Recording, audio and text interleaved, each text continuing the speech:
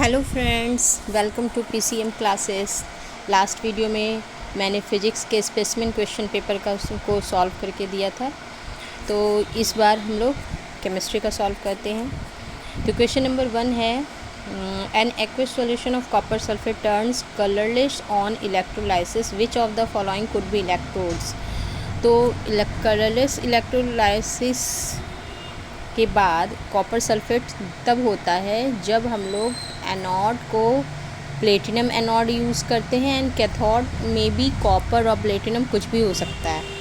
तो इसलिए ऑप्शन इसमें क्यू इसका होगा, और मतलब क्यू होगा, तो ऑप्शन बी सही है।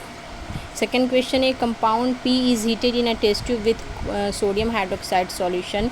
ए red litmus paper held at the mouth of the test tube turns blue, which of the following compound P B.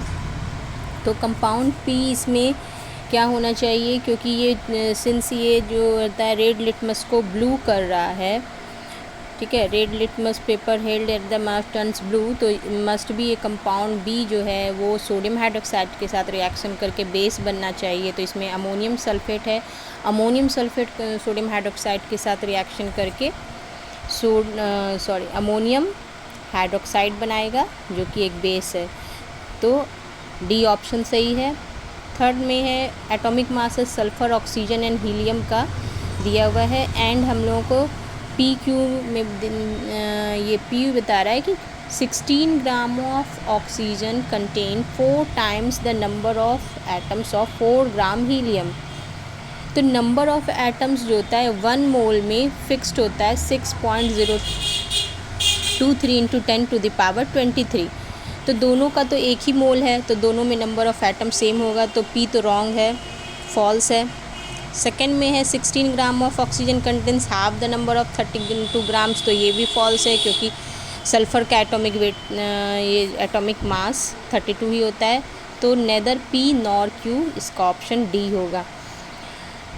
Fourth, ammonia gas is pass through quick lime then coated in a jar, red and blue litmus paper are placed in jar.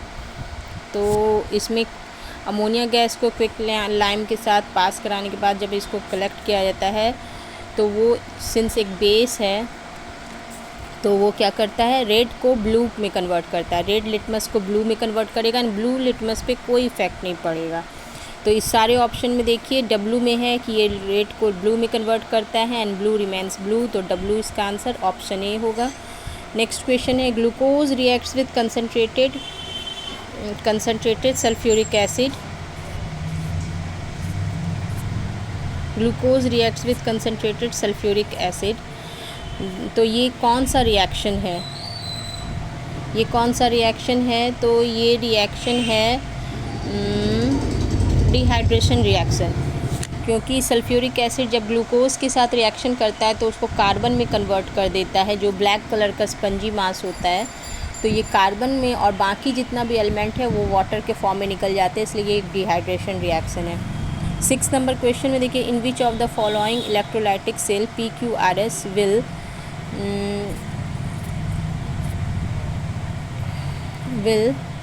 Will be silver plating done on the spoon. मतलब spoon पे अगर हम लोग को silver plating करना है, तो इसका 4 डायग्राम दिया है PQRS। तो PQRS में कौन सा होना चाहिए? तो किसी भी, अगर हम लोग किसी में भी सिल्वर प्लेटिंग कर रहे हैं तो उसको हमेशा कैथोड रखना चाहिए और सिल्वर नाइट्रेट का सॉल्यूशन यूज़ करना चाहिए। तो यहाँ चारों ऑप्शन में देखिए, क्यू में सिल्वर प्लेटेड स्पून है, एंड सिल्वर नाइट्रेट का सॉल्यूशन भी है, और जो स्पून है वो कैथोड से कनेक्टेड है। तो ऑप्शन क्यू इसका बी आंसर होगा। Basicity of acetic acid, acetic acid का बेसिसिटी मतलब कितना नंबर ऑफ इसमें रिमूवल प्रोटॉन है, तो 1 है, इसलिए 1 हो जाएगा आंसर। अब नेक्स्ट ये 8 नंबर क्वेश्चन बहुत अच्छा है। इसमें है ए दिखा रहा है, ए से ट्राइवेलेंट अपने आयन में कन्वर्ट हो जाता है, बी और अपने मोनोवेलेंट एनायन में कन्वर्ट हो जाता है। तो number of electron in the outer most shell of atom A and B, तो A since A 3 electron loss कर सकता है, इसलिए इसके number of outer most shell में 3 इलेक्ट्रॉन होना चाहिए। और बी सिंस एक इलेक्ट्रॉन गेन कर सकता है, इसके लिए नंबर ऑफ आउटरमोस्ट इलेक्ट्रॉन में आउटरमोस्ट सेल में इलेक्ट्रॉन 7 होना चाहिए। तो ऑप्शन सी 3 and 7 ये होगा। 9 नंबर है a dash solution observed after placing magnesium metal in a solution of copper sulphate for half an hour. अगर हम लोग कॉपर सल्फेट का सॉल्यूशन का कलर जानते हैं कैसा होता है, ब्लू कलर का होता है। अगर उसमें हम लोग मैग्नीशियम मेटल डालेंगे तो मैग्नीशियम कॉपर से ज़्यादा रिएक्टिव होता है, तो वो कॉपर को डिस्प्लेस कर देगा, जिससे कॉपर का कलर ब्लू से चेंज होकर कलरलेस हो जाएगा। तो ये इसका ऑप्शन बी होगा। An element with atomic number dash will form an acidic oxide. Acidic oxide जो होते हैं ना वो नन मेटल्स बनाते हैं। तो इसमें सारे ऑप्शन में देखिए सारे मेटल्स हैं, और बी जो ऑप्शन है 17 ये नन मेटल है, इसलिए इसका बी होगा आंसर। 11th में है कि नाइट्रिक एसिड का इसमें से कौन सा करेक्ट नहीं है। तो नाइट्रिक एसिड एक रिड्यूसिंग एजेंट की तरह बिहेव नहीं करता है। बाकी जो ऑप्शन है बी सी डी करेक्ट हैं। Strong oxidising agent nitric acid है, यस। ये अनस्टेबल होता है हीट, यस। और ये sulphur dioxide gas potassium sulphide के साथ लिबरेट करता है, यस। तो ऑप्शन ए इसका सही है। मिथनॉल में कौन सा फंक्शनल ग्रुप होता है, तो इसका ऑप्शन बी होगा। मिथनॉल एक अल्कोहल है, इसलिए OH फंक्शनल ग्रुप होगा। इलेक्ट्रोलाइसिस का प्रोसेस क्या है? इलेक्ट्रोलाइसिस में ऑक्सीडेशन रिडक्शन बोथ रिएक्शन साथ साथ होते हैं, इसलिए ये रेडॉक्स रिएक्शन है। ओसवाल्ड प्रोसेस में कैटलिस्ट जो यूज़ होता है वो प्लेटिनम यूज़ होता है, तो ऑप्शन डी इसका होगा। लास्ट है कि an element belongs to third period and 17th group, it will have इसमें कितना नंबर ऑफ़ इलेक्ट्रॉन्स होगा? तो इसमें नंबर ऑफ़ इलेक्ट्रॉन्स होगा,